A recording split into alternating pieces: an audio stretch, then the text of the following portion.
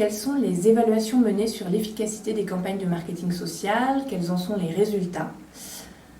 On dispose aujourd'hui d'un corpus de littérature scientifique qui est assez robuste en faveur de l'efficacité des campagnes de marketing social dans de nombreux domaines de la santé publique, comme celui de la promotion de l'activité physique, de l'incitation à l'arrêt du tabac, de la santé sexuelle, etc.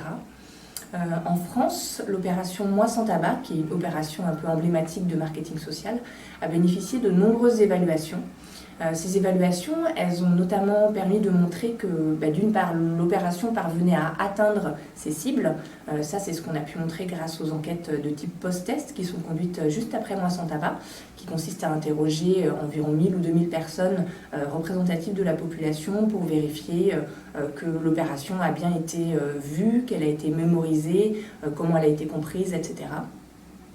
D'autre part, les évaluations de Moi sans tabac, elles ont permis de montrer que les différents outils de Moi sans tabac étaient plutôt bien compris, bien acceptés, voire appréciés, notamment de la part des fumeurs, qui étaient la cible bien sûr de Moi sans tabac. Donc ça, ce sont les post-tests quantitatifs, mais aussi les études qualitatives qu'on conduit après Moi sans tabac qui ont permis de le montrer.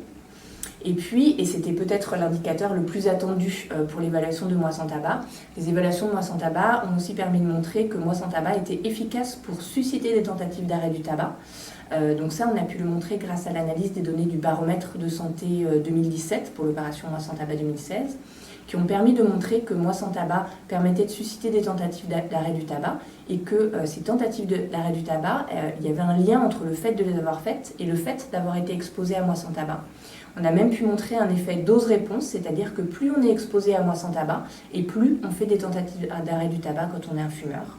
Donc ça, c'est un résultat vraiment très important. Et un autre résultat important, c'est qu'on a pu montrer qu'il n'y avait pas de différence selon le niveau socio-économique des fumeurs, c'est-à-dire que les fumeurs les plus défavorisés, qui sont la cible prioritaire de Moi sans tabac, étaient aussi incités à faire des tentatives d'arrêt du tabac par Moi sans tabac que les autres. Et puis enfin, dernière donnée d'évaluation, des données plutôt des qualitatives, des données de remontée de terrain. On a pu montrer que Moi sans tabac était aussi utile pour,